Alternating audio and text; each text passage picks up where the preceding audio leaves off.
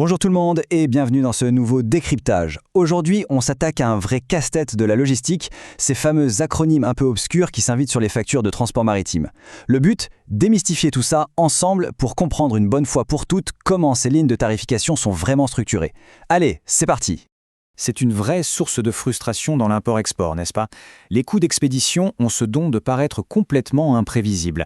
On obtient une cotation un jour et quelques semaines plus tard, elle a totalement changé. Mais pourquoi une telle volatilité? Eh bien, ce n'est pas de la magie ni du hasard. En fait, tout repose sur des mécanismes d'ajustement super précis qu'on va décoder tout de suite.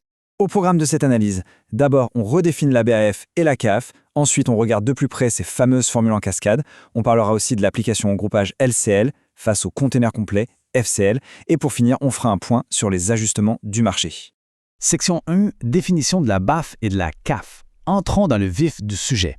Alors, le premier de ces termes incontournables, c'est la BAF, pour Bunker Adjustment Factor. D'après les sources qu'on analyse aujourd'hui, il faut vraiment voir ça comme un simple correctif. Son seul job, littéralement, c'est de compenser les montagnes russes du cours du pétrole. Le carburant d'un immense porte-container, ce qu'on appelle le bunker, eh bien ça coûte une fortune. C'est exactement comme le prix de l'essence à la pompe, pour la voiture de Monsieur Tout-le-Monde. Ça monte, ça descend sans arrêt.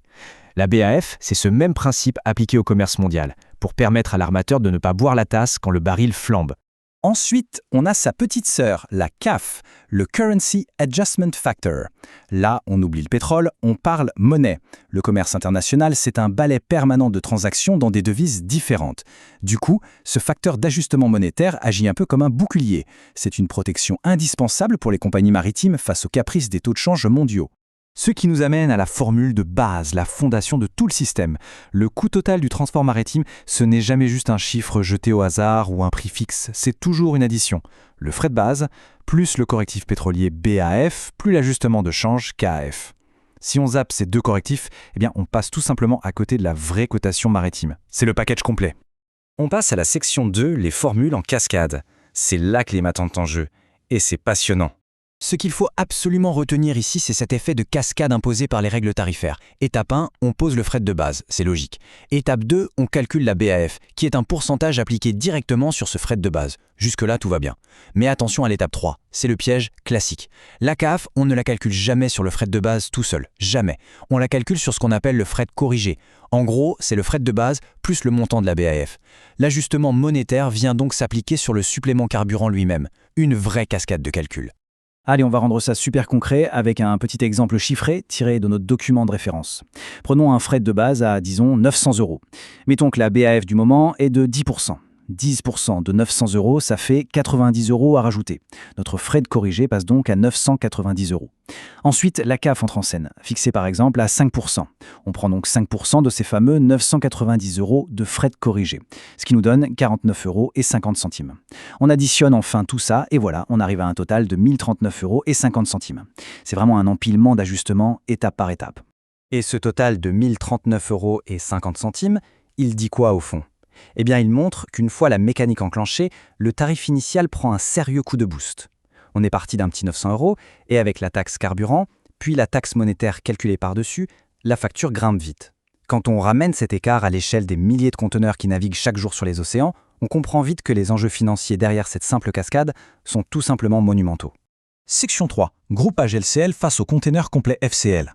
Voyons si le volume change la donne.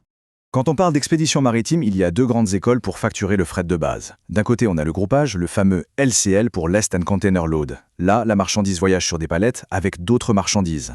Le tarif se calcule à l'unité payante, l'UP, avec cette règle classique où 1 mètre cube équivaut en gros à 1 tonne. De l'autre côté, le chargement FCL ou Full Container Load. Là, on paye au forfait par container, c'est ce qu'on appelle le box rate. On remplit la boîte de son côté, qu'elle soit pleine à craquer ou à moitié vide, le prix de base du container reste le même. Et c'est là que ça devient intéressant. La vraie info à retenir, c'est que la formule BAF et CAF s'applique de manière totalement identique dans les deux cas. Qu'on ait un tarif calculé à l'unité payante pour du groupage ou bien un tarif complet au container pour du FCL, la cascade de pourcentage qu'on a décortiquée juste avant s'applique sans exception.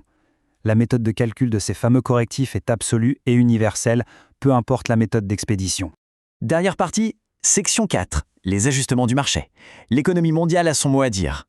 Il y a un mythe tenace qu'il faut briser tout de suite. La BAF et la CAF, ce ne sont pas des taxes fixes, genre des frais de dossier qu'on paye par défaut à chaque fois. Non, ce sont des correctifs extrêmement dynamiques. Ils réagissent au quart de tour à la volatilité des marchés.